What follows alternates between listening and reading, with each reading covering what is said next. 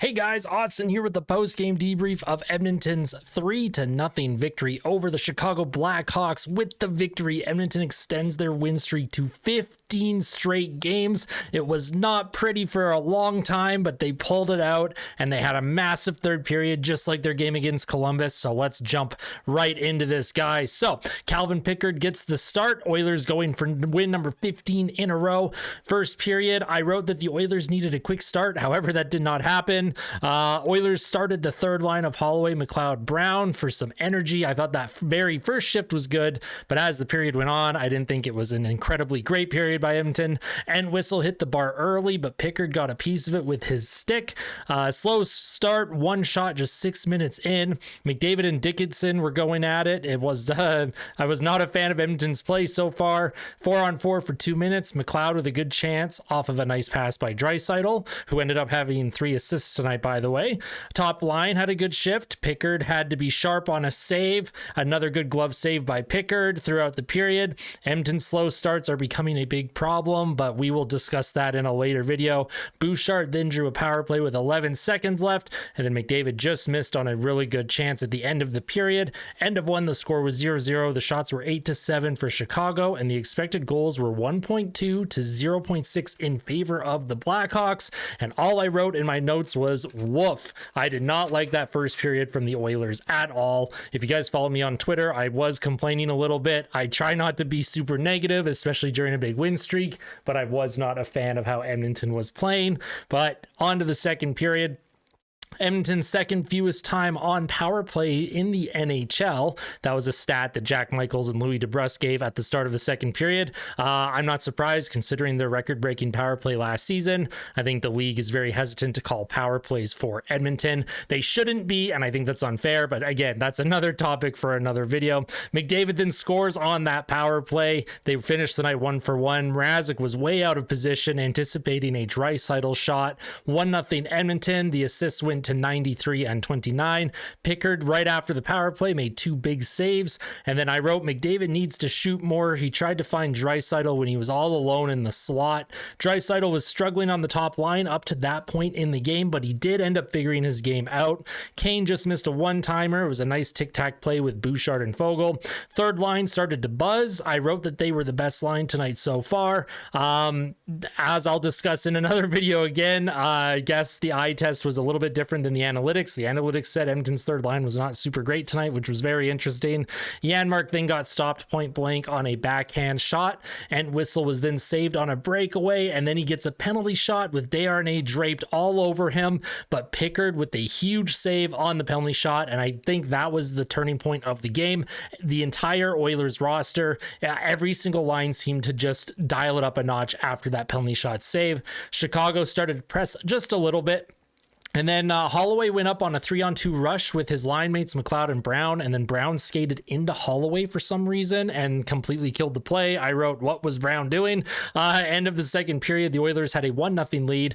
The shots were 20-19 for Chicago, but the expected goals were now in favor of Edmonton, 2.40 to 2.30. Now, it was a better second period, but I found the Oilers still weren't playing great. But as I mentioned, after that penalty shot saved by Calvin Pickard, the whole game changed. It was the turning point, in my opinion. Third period, 20 minutes away from 15 straight wins. The Oilers almost a double zone time, but not generating a ton of chances. Holloway was stopped on a nice shot on the fly. Hyman then scores off of a nice pass by Connor McDavid. That is Hyman's 29th goal of the season. Somehow not considered an all-star, though. Great job, NHL. Just really, really fantastic. Zach Hyman is on pace for 56 goals this season. That is unbelievable. We absolutely love to see it. And then I wrote, the crowd started the wave. And I wrote, please don't anger the hockey gods. Obviously, the wave has not been a problem. The crowd has been doing the wave in several home games in a row now, and it has not led to Edmonton losing. So you know what? If you're doing the wave, it's totally fine. I like to just whine about it. All right, you guys can yell at me about the wave in the comment section.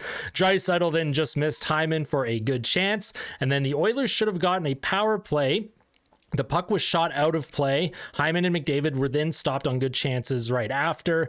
Edmonton took over the third period. Pickard made a great save on a deflection by Johnson. Holloway made a great play to Ryan McLeod late in the period, who was stopped.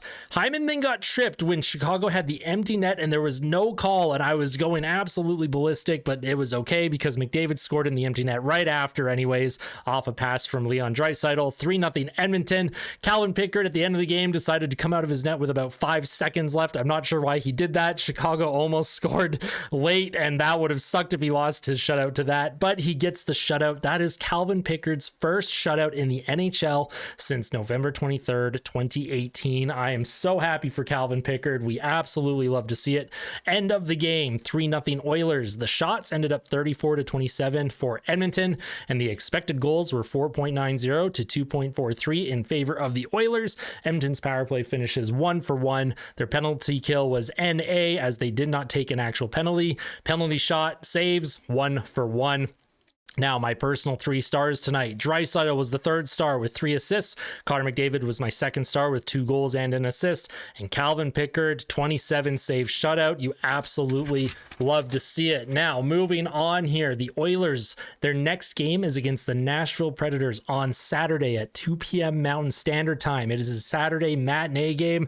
They will be going for their 16th straight win, and I will be live on my YouTube channel watching that game with you guys. There's going to be chat interactions. You're going to get my live reaction as I'm watching that game with you, and it's going to be a lot of fun. If you guys want to be part of that, make sure you are subscribed. Make sure you hit the bell so that you get the notification when I do go live on Saturday. I will go live probably around 1:30. I do have the live stream scheduled. You can find that on my channel, and you can click notify me and you will be notified when that happens. I'm very excited to go live for an entire game. It'll be a lot of fun to be part of, considering that's the last game Edmonton plays before a 9-day break. They get a 5-day break, and then they get the All-Star break right after. So I'm very much looking forward to that, you guys. Now, there's been a few comments asking me to go to Money Puck after games. I keep forgetting to do that. So if you guys wanted to take a look at the deserve to win meter at the end of this game, it was 68.2% for Edmonton to 31.8%. So Edmonton would win 68% of the time, simulated 1,000 times. If you look at the expected goals, 4.9 for Edmonton to 2.43. And as you can see, the third period, Chicago just really did not generate anything. Edmonton completely took over the third period. When we look at individual players, Derek Ryan, he had the best expected goals for on the entire team. Now, if we look at the forward lines, somehow the Holloway McLeod Brown line finished with an 8.83% expected goals for percentage. Now, again, this goes against the eye test. I actually liked that third line tonight. The fourth line of Janmark Ryan Gagne apparently was at 90 something percent expected goals for. And Hyman McDavid Draisaitl obviously had a good night. Kane, Nugent Hopkins, Fogle, I thought they had a pretty good night too overall. And if we scroll down to Edmonton, if you guys want to take a look at the time on ice, if you're into that kind of thing, Derek Ryan just 8:56 tonight. Sam Gagner didn't even get 10 minutes. Matthias Janmark only got 10:32. And then if we want to scroll just a little bit further, Calvin Pickard, show his stats here. He had 2.43 goals saved above expected. So that is it for me tonight, you guys. What did you think about the game? How are you feeling after 15 straight victories? Let me know your thoughts in the comments section below. If you guys liked the video, make sure you hit like. If you really liked it, make sure you hit subscribe. And you guys will see me tomorrow with my day after breakdown of this game. Have a wonderful night. Take care, and I'll see you guys soon.